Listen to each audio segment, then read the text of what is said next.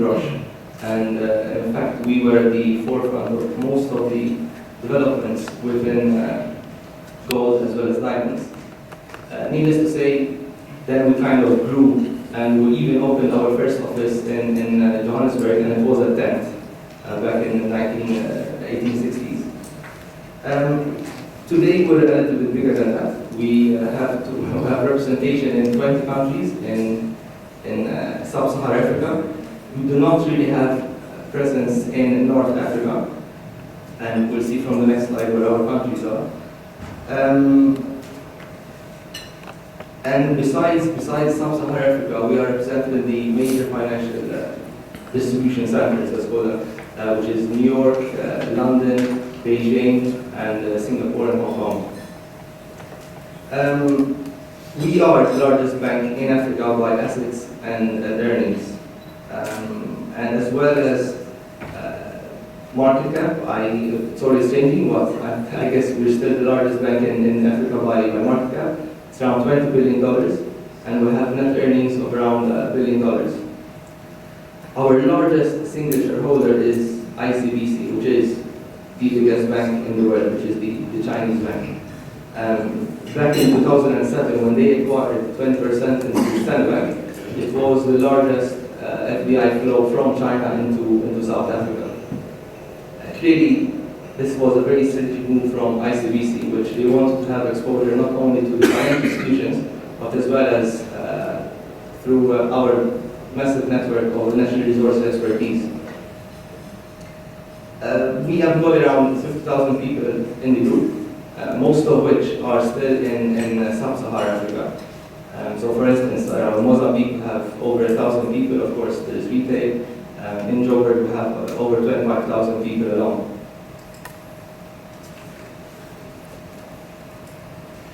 This is picking up, which shows our representation. And I'm glad to say that until maybe 6 months ago, we were only present in 18 countries in Sub-Sahara.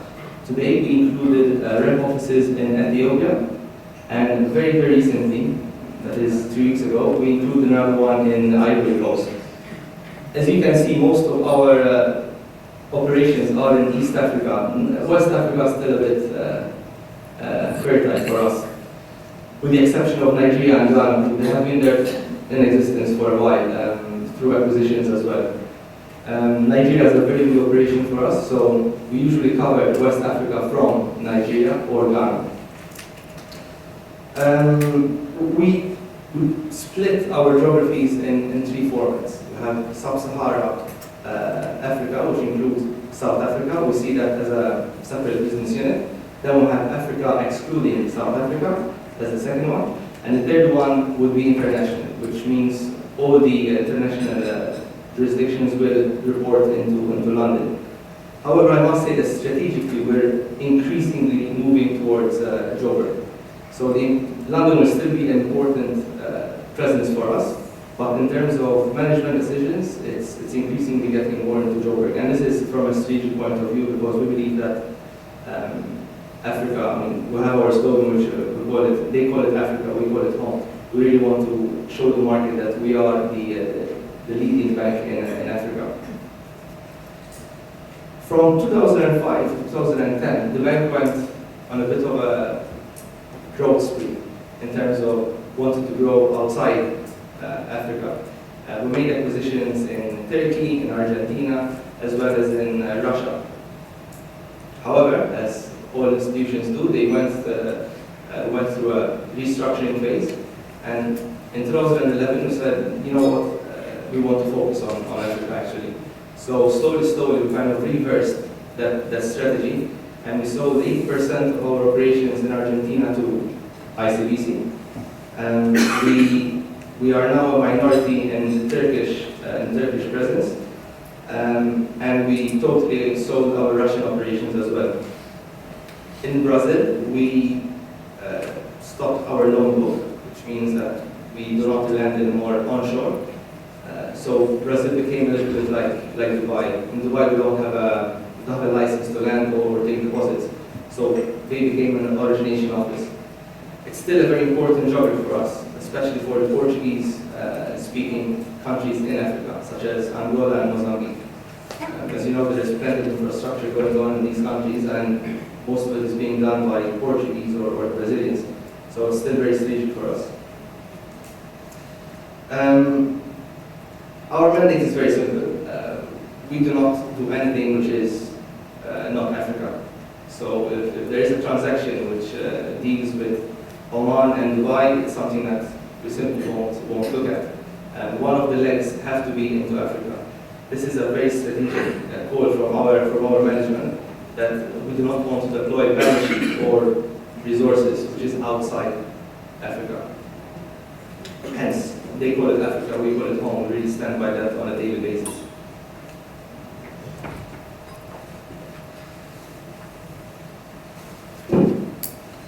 The bank has three main divisions, which are personal and business banking, corporate and investment banking, which I'm part of, and wealth management.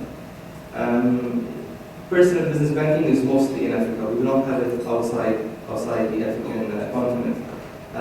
Wealth management is kind of run by Jersey and, as you can imagine, a number of other offshore jurisdictions as well. But I really can comment on CIB, which is where I'm part of.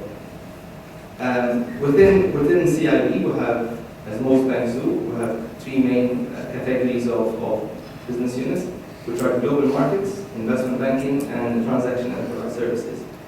I'm sure you know, but I'll do it just in case. Global markets deals more with the FX, the hedging, the interest swaps, etc. The investment banking deals with the financing, advisory, DCM, ECM, and all that type of products, whilst TBS, which again strategically we're giving a big push, is the cash management and the transaction type business. This is by the way, this is the non-sexy type banking, but it's one of the most lucrative in our bank. High margins, so hence that's why we want to push TBS within the bank.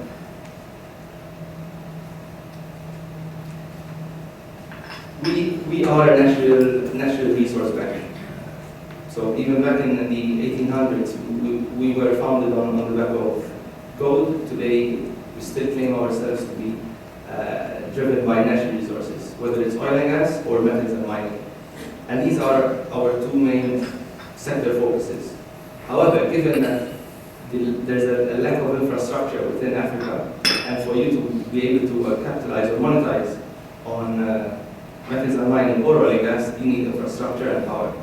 So by default, power and infrastructure is one of our main focus sectors as well.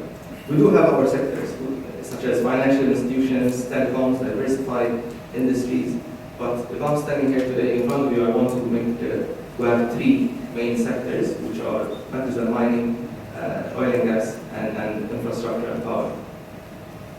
Within these sectors, we do the whole spectrum of products, whether it's advisory, capital markets, structured debt, or increasingly less of this, which is strategic investments. Given the new rules of Basel III, it's becoming extremely prohibitive to put equity-like investments because of the capital you need to hold on balance sheet, etc. And we've done, you see at the end, we've done a number of landmark transactions within these three sectors, as well as these three products as well. Apologies if this slide is a bit busy, but I just wanted to highlight the level of representation within the African continent. I must apologize as well because it's slightly outdated, given that Ivory Coast and Ethiopia is not there as well. But as you can see, we are across all sub-Saharan Africa in terms of whether it's ATMs, whether it's branches, or investment banking. So it's really our core expertise. We understand Africa, and we understand how to make transactions in Africa. If you also, the different shadings is because we also trade as Islamic. So who's from perhaps the African continent might not know Standard Bank, but you might know Islamic. It's purely because of regularity and we acquired within Islamic sorry, it was an acquisition and we kept the name Stanbic. And we also trade under IBTC as well. So that's still part of Standard Bank Group, but it's just a different branding in certain jurisdictions. I would like to spend a couple of minutes on why. Why are we here? So the bank is kind of rationalizing internationally, but we still have a presence in Dubai. The reason being is that, and perhaps the most important point, is that there is a massive pool of liquidity out in the Middle East. 35% of the global sovereign wealth funds are located in the GCC. And besides sovereign wealth funds, which is clearly very important, we still have something which is uncommon in the rest of the world, is the importance of family offices who deploy capital quite aggressively. Perhaps not yet in Africa as much as we want them to, but they're getting there. And hence it's very strategic for us to use Dubai as a gateway for investments into Africa. Like I said, they have to be cross-border, so we're well placed for East Africa, for instance, especially the historical ties that exist between the Middle East or GCC with East Africa. But given that this region understands oil and gas quite well, we are as well very aggressively looking into West Africa, which is Ghana and Nigeria. So this is the reason, this is our mandate, and this is why we are in Dubai as well. We are licensed by the FSA since 2004. However, we've been here since 1997. And again, we opened operations at the back of gold. So we're very close to India, so we finance out of the Dubai office, even until today. We finance around 35 to 40% of all gold that comes through the Middle East. Whether it's going to India or the subcontinent, or whether it's actually staying here. So I don't know, the likes of, I'm not sure how many people are from this part of the world, but the likes of Damas, for instance, and all these jewelers, we actually finance them to get gold.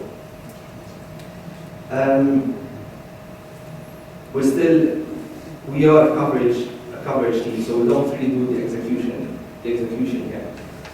We do not have the resources, but we have a massive machine which is either in London or in Joburg. So whether it's a deal which is metals or whether it's a gas deal, we have our sector guys who are either sitting in London or in Joburg, as well as in Nigeria and in some other places within our franchises. And we have the product guys, which are mostly sitting in London, such as equity capital markets, or whether it's debt capital markets, for instance. So, I kind of touched upon this already. Out of Dubai, we kind of categorize 4 different types of clients. Clearly, one of the most important for us is the SWF, sovereign wealth funds, the family offices, as well as the private equity. I would perhaps mention the likes of I'm not sure what you know about, for instance, a company like Abraj. They are increasingly becoming extremely active in the African continent, and we need to tap into these opportunities. Like Abraj, there will be others coming over the years. So the interest in Africa from the private equity guys are definitely here, and they can only grow. They will not diminish. Corporates and FIs, increasingly as well, we're seeing multinational institutions that are establishing their treasury functions out of Dubai. Perhaps because it's easier for the companies to convince people to come and live in Dubai than to go and live somewhere else in Africa, perhaps, I don't know. But it's also the kind of mega reach that you can get. For instance, Emirates travel to more countries in Africa than we have presence in Africa. So from Dubai, you can access virtually most of Sub-Sahara already. So it makes sense that, for instance, the likes of 3M, Louis Dreyfus, Microsoft, they have their management and they cover Africa from Dubai. For us, this is extremely important. Why? Because we bank these corporates in Africa. So we need to be close to them wherever they go, and they have a presence in Dubai, and they're managing their cash management out of Dubai. It makes sense for us to be covering them quite extensively. FIs, we are a bank, so we need to have FI relationships with local banks for distribution purposes as well. I mentioned, for instance, Basel III coming in. So we need to distribute some of the risk that we raise in Africa into the region here through financial institutions. I must say that it's not as well. It's still very nascent. So, for instance, financial institutions here do not take risk which is longer than 1 or 2 years, and there aren't many deals like that. But nevertheless, it's they're kind of coming up to the curve. We don't expect financial institutions to, from day one, taking five-year risk on a continent that they have no experience in. So, as all banks, I need to put in some bragging rights, such as accolades. We win numerous accolades within Africa. Best bank in this, best that. I mean, I don't want to go over that. Perhaps it's a bit messy as well. But clearly, I'm just trying to highlight that we are one of the leading banks for the continent, and the continent I mean Africa. Our chief economist usually opens his speech with this slide, to kind of prepare the audience. I decided to put it at the end just to have a kind of outlook note as a conclusion. Only until, and you might not be able to see the years, of course, but the first slide is from, so the first economist page is from the year 2000, and the second one is from 2011. So in 10 years, we have seen Africa rising from a hopeless continent. The economist is saying that, look, Africa is rising, and clearly from our end we can vouch for that. That this is the next 20, 30, 40 years will be Africa's time to shine. It's not all rosy. There are significant challenges, but things can be done, and this is why someone like you guys need to partner with the right people from equity, that as well as someone who has deep understanding of sectors as well as the continent. And this is what we represent at Standard Bank. Thank you very much. I'm not sure if you have any questions or... Excellent. Thank you very much. Well, we must ask at least one question. I mean, it's not fair to let you go without asking a question. You're an Africa bank. Yeah. How can you help us? We are a global company. How can this global company and my global partners can take advantage of your bank to do more business? Just before I got here, I was going to first back. If there is a deal which is not in Africa, unfortunately we cannot do much. It's because this is our goal. But if it is anywhere in Africa, we definitely want to look at it, especially if it's in the infrastructure space, whether it's in the energy space. We know that we're looking at something in Namibia, for instance, with you guys, and whether it's in the metals and mining space. Clearly, even if it hits all these boxes, it doesn't mean that we can assist anyways. Because, I mean, from my end, I'm on the coverage side. I want to do all the deals possible because that's how I'm rated. But we do have a credit team, and the credit teams are those guys who are on the opposite side. They only want to do those deals that mitigate maybe not all the risks, but most of the risks. So there's a kind of balance that we need to reach. So this is how we can work together. If you show us products, either from an advisory side or from a debt side, I don't think there will be too many ECM type deals, but even equity raising, for instance, which is not markets related, it's a project where you need equity. We do that. This year we closed a capital raising for a gold mine in Tanzania, for instance, out of this office, out of Dubai. But if it's we did, for instance, have to forego some projects in Mozambique, for instance, even though it is one of our main countries. Unfortunately, credit, we're not happy with the risk, so we couldn't do it. But I encourage you, if you have anything which is in Africa and it's in one of our major, even if it's not one of our main sectors, I'm currently working on a telecoms deal in Africa, for instance, representing a client here. So it's telecoms. It's not really one of our three main sectors, but we do telecoms in Africa. So I guess that's why we need to keep the dialogue open. And whenever you see something which is Africa, you think about us essentially. You can ask a question. What if clients would like to set up an infrastructure development fund to some special investment vehicle or private equity or some way? Would you be able to facilitate in that capacity or redirect us to be concerned with the right venues? Is the infrastructure most related for African investments? Africa, yes, specific to Africa. Then yes. I mean, the fund. Repeat the question, please. My apologies for the legal. Question I'm asking is, what if clients would like to set up an infrastructure development fund or act? Therefore, how will the Standard Bank facilitate in that or redirect us to the correct partners? Everyone realizes where the opportunity lies in Africa, and mostly it's in power. There is a significant lack of power. So you can have the best gold mine in the world, but it's not electrified. You need to have power for you to be able to operate. Same as coal and all these high intensity capital projects.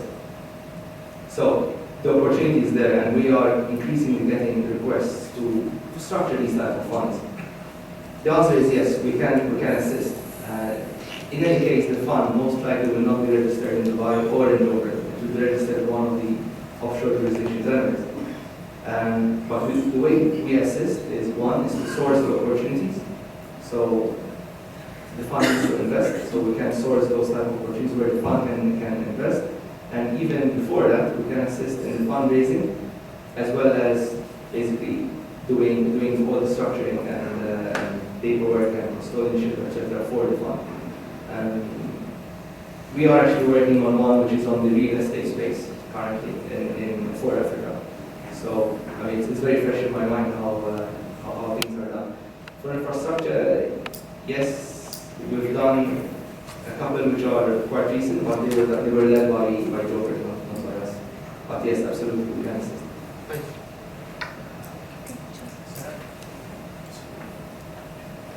The microphone, please. Can we have that microphone there, please? Sorry, My question is, any infrastructure project is a multidisciplinary project requiring capabilities in different sectors. How do you handle your approach to financing a project? Do you have a list, a database with experts that you provide on a regular basis, or do you resort to consultants somewhere else in order to assist? I'm glad to say that we actually have experts in-house. So if it's infrastructure, the way we look at it, we have two sides. There's one which is the origination, and we have the debt side. On the debt side, we have the experts in-house, whether it's power and infrastructure or even gold mines. Not gold, sorry, whether it's mining. So we have geologists, we have oil reservoir engineers. But if we feel that, for instance, this is something which is quite large, yes, we do go out and get assistance. However, if it's a large project infrastructure-wise, in any case, the sponsor will have to go out and get EIAs done, for instance, and they have to be independent. So there are a number of reports, a number of consultants that are engaged to be able to execute the project. From our end, we can only guide on how this is done. If we're acting as a lead advisor.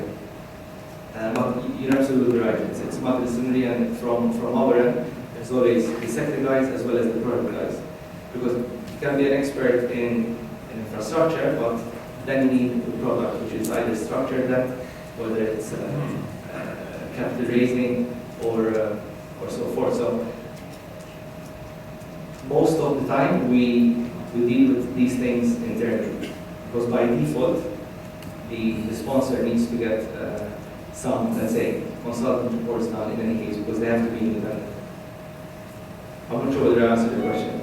Yes, you did. Yeah. Thank you very much. My name is Bello. I want to ask, what is the difference between standard bank and standard chartered bank? Is it the same thing? Absolutely not. Or they are different banks? Okay. Yeah, sorry, no, I want to put 4 questions to you. That's just one of them. okay. I can tell you the history though if you want, but Yeah, I would like to know it. yeah. Yeah. Then the second one is we have been trying to form a construction bank for a long time as a strategy for solution in the construction industry. Would you be interested, in playing a lead role in this?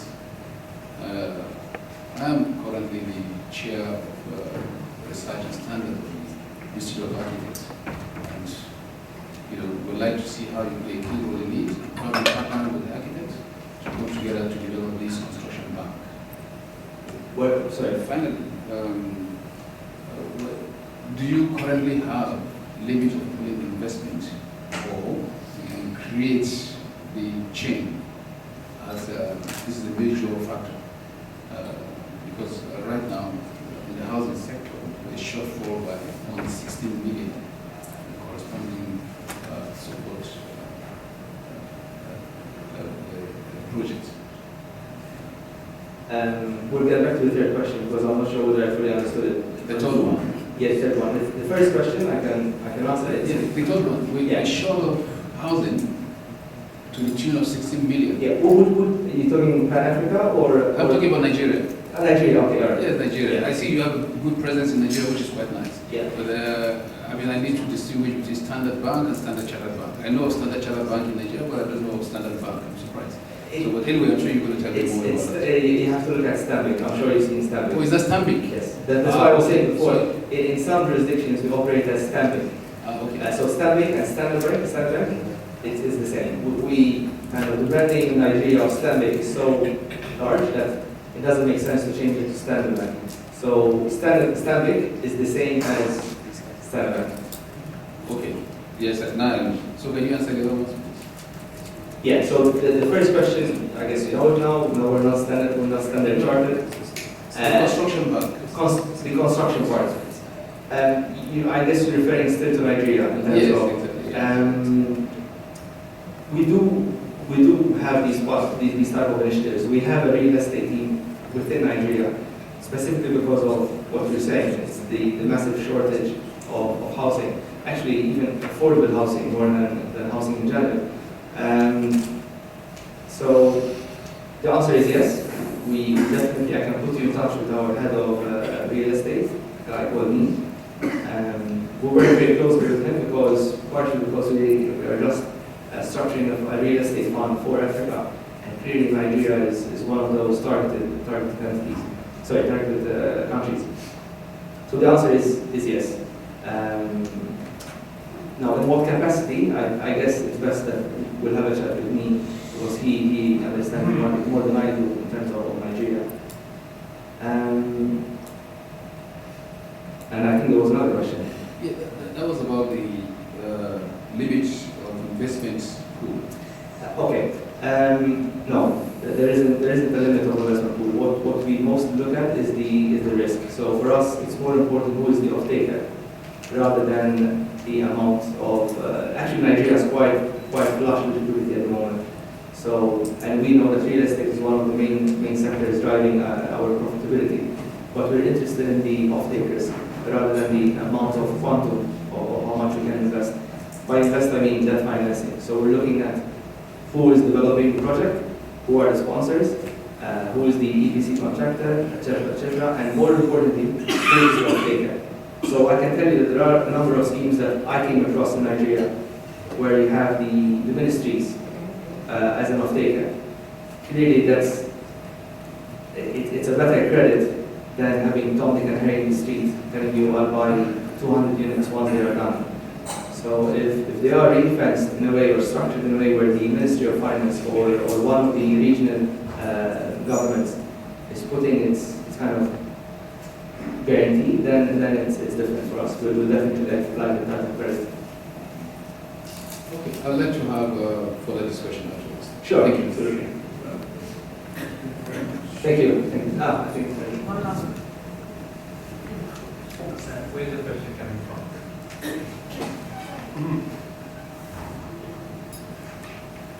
Good Good morning, Gabriele from Italy. My question is, has the bank already invested or assessed to invest in renewable energy projects? And in such case, are the investment made within feed-in tariff schemes or without? Salve, the answer is absolutely yes. South Africa, as a start, they have massive rounds of renewable projects that today are already on stream. Like we're closing round 2, or actually we're starting round 3 now. So the answer is yes. We've done a number of renewable projects in South Africa, and we're looking across Pan-Africa. You're right, yes, we have to look at the feed-in tariffs, etc., because that makes the project more bankable. And if there isn't actually, it won't happen if there isn't a feed-in tariff. But the answer is absolutely yes. We've invested a lot in renewables in South Africa. I'm not sure whether you know about the programs that are happening in South Africa in terms of renewables. They're from solar to wind. In some other jurisdictions, we're looking at geothermal, like in Kenya, for instance, in Ethiopia. In Ghana, there is a wind, if I recall. So we do a number of South Africa, Bookport, CSP. Yeah, so there are a number of projects, at least the ones that I am involved in, which are maybe a tiny mining bit in terms of what the bank is doing. But absolutely yes. In fact, it's covered by our power infrastructure guys. So it's power infrastructure and renewable as well. Kind of cluster them together as energy. So yeah, absolutely. Thank you very much.